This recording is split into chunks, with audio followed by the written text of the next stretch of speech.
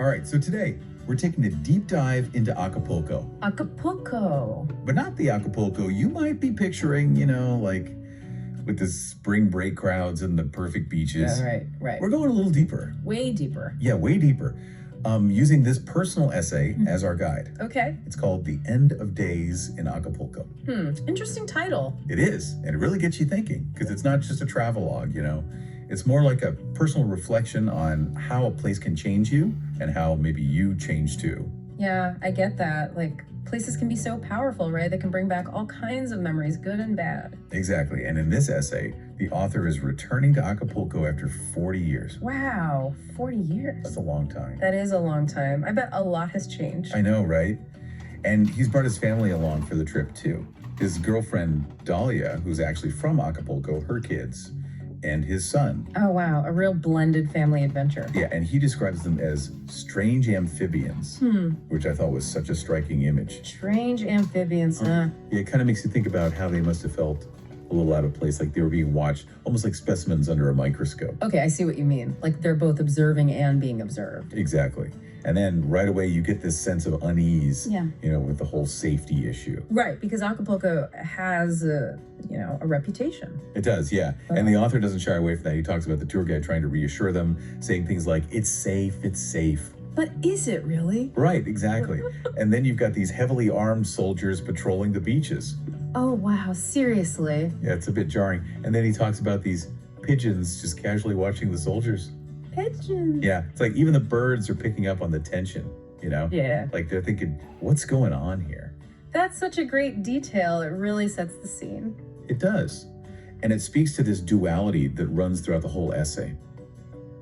On the one hand, you have Acapulco's undeniable beauty. The author describes the bay as mesmerizing, talks about panoramic vistas that steal your soul. He even finds a sense of liberation in parasailing. Oh, I love parasailing. It sounds amazing, right? But even those moments of awe are kind of tainted by this sense of foreboding, Like something's not quite right.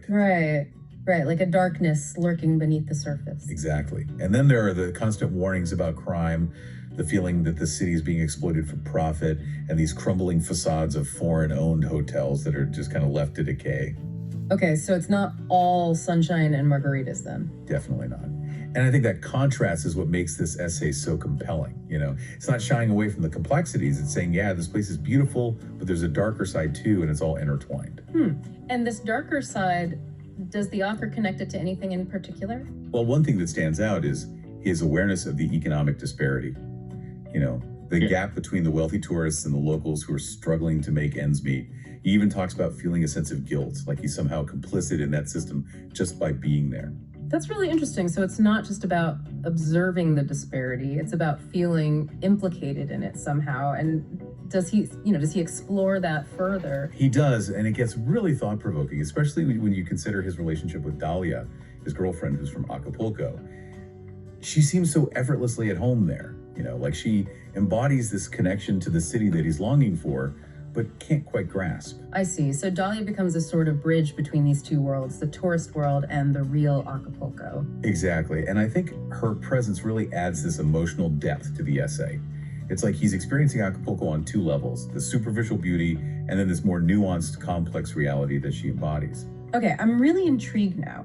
So tell me, how does this all play out? How does he navigate this tension between the Acapulco he remembers and the Acapulco he's encountering now? Well, that's where things get really interesting. We'll dive into all of that in the next part of our deep dive.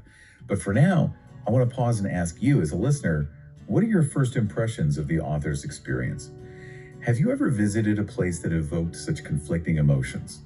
A place that was both beautiful and unsettling at the same time? So we left off talking about the author grappling with these really mixed feelings about Acapulco. Yeah, definitely. Kind of like this push and pull between the allure of the place and then this underlying unease, right? Exactly. And I think part of that comes from him trying to reconcile the Acapulco he remembers from his youth with the Acapulco he's experiencing now, 40 years later. Makes sense. Like memories can be tricky, right? We tend to romanticize the past. Totally. And then you come back to a place and it's like, whoa, things have changed, and not always for the better, right? Right. And I think that sense of disillusionment is amplified by his awareness of the economic disparity. Like he sees the poverty, the struggles of the locals, and he can't just ignore it. And he even starts to question his own role in it, like, is he part of the problem just by being a tourist? Exactly. And that guilt, that feeling of complicity, adds another layer of complexity to his experience. It does. And I think that's where his relationship with Dahlia becomes even more significant. Oh, absolutely. Because she represents that connection to the real Acapulco, the one that exists beyond the tourist facade. Right. She's not just a tour guide, she's a local. And he sees the city through her eyes, experiences it on a deeper level. It's like he's getting a glimpse behind the curtain, so to speak. Exactly. And that glimpse is both fascinating and unsettling. Because it challenges his preconceived notions, right? He has to confront the realities of the place, the good and the bad. And that confrontation is not always comfortable. Definitely not. Especially when you factor in his memories, his idealized version of Acapulco. It's like he's constantly trying to bridge that gap between what was and what is. And that struggle, I think, is reflected in the way he describes the physical landscape. Oh, how so? Well, remember how he talks about feeling trapped between the sea and the mountains? Right. It's not just a geographical observation, it's a metaphor for his emotional state, Like he's hemmed in, unable to escape the complexities. I see. So the landscape becomes like a mirror reflecting his inner turmoil.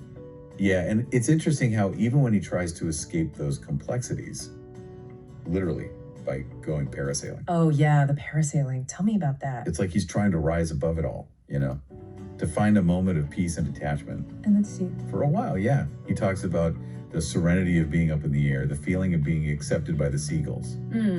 Sounds lovely. It does, but even then, there's this undercurrent of unease. Really? Why is that? Well, remember how he describes signing the waiver before he goes up? It's almost like he's acknowledging the inherent risks, like he's anticipating the fall. Ooh, that's interesting. So even in that moment of supposed freedom, there's this sense of impending danger. Exactly. And it's like the universe is playing a little joke on him too, because when he comes back down to Earth, he realizes he's lost his sandals. Wait, what? He lost his sandals. Yep. And the way he describes it is so funny. Yeah. It's like this slapstick moment that brings him crashing back to reality. Oh, I love that. It's like a reminder that you can't escape the absurdity of life, no matter how hard you try. Totally.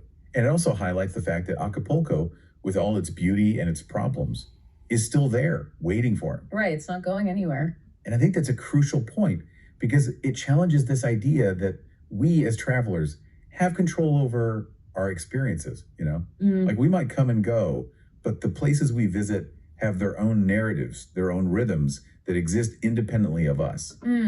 I never thought of it that way, but it makes a lot of sense. Yeah, it's humbling, isn't it? Like we can't just impose our own interpretations or expectations onto a place. Right. We have to be open to the reality of what is, even if it's not what we hoped for or imagined. And that, I think, is where the real challenge lies, both for the author and for us as travelers. How do we engage with the complexities of a place without becoming overwhelmed, disillusioned, or even worse, dismissive? Big question. So how does he grapple with that? Like, how does he move forward from that feeling of being trapped, that sense of betrayal he mentioned earlier? Well, that's what we're going to explore in the final part of our deep dive. But I think a key part of it has to do with his relationship with Dahlia and how she helps him see Acapulco through a different lens, one that's informed by lived experience, resilience, and maybe even a little bit of hope. So for now, I want to leave you with this question to ponder. What does it mean to truly connect with a place, especially a place that challenges our expectations and forces us to confront uncomfortable truths? Okay, so as we wrap up our deep dive into the end of days in Acapulco, I keep coming back to this feeling of unease that permeates the essay. Right, it's like a shadow hanging over the whole experience. Exactly. And it really intensifies as the author prepares to leave Acapulco. It's more than just the usual vacations over blues. Right. It's deeper than that. He even uses the word betrayal to describe his departure. Betrayal. That's a strong word. It is. And I think it speaks to this sense of responsibility he feels, almost like he's let the city down somehow. I see what you mean. It's like he's been given this glimpse into the heart of Acapulco, its struggles, its resilience. And he feels like he's not worthy of it, or like he's abandoning something precious. Right, and that sense of guilt is probably amplified by his relationship with Dahlia, He's experienced Acapulco through her eyes, connected with the people and the culture in a way that most tourists never do. Exactly. It's not just a superficial encounter for him. He's seen the real deal, the good and the bad. And walking away from that, knowing that the city and its people will continue to face those challenges, it's bound to leave a mark. It does. And yet there's also this recognition that he can't fix it.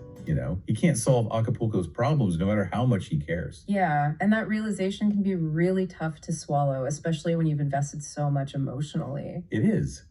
But I think it also leads to a kind of acceptance, a letting go. Right, like recognizing that Acapulco has its own story, its own destiny that unfolds independently of his own experience. And that brings us back to that evocative line about Acapulco returning each day, as if yesterday never existed. Yes. It's such a powerful image. It is. It speaks to this cyclical nature of life, the idea that things keep moving forward, even when we feel stuck. Right. And it kind of releases the author, I think, from this burden of responsibility he's carrying. Like he can finally let go of the guilt and appreciate Acapulco for what it is, flaws and all. Exactly. Without feeling the need to change it or save it.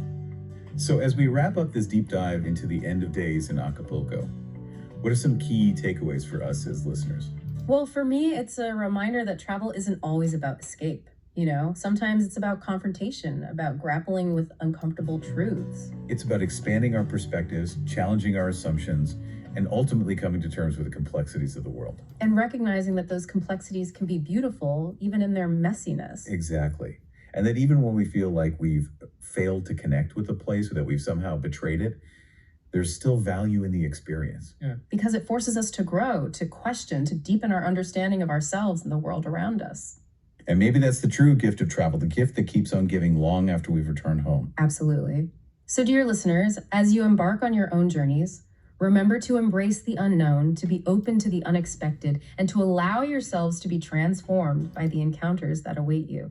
And maybe, just maybe, your travels will lead you to Acapulco, where you can experience its magic and its contradictions firsthand.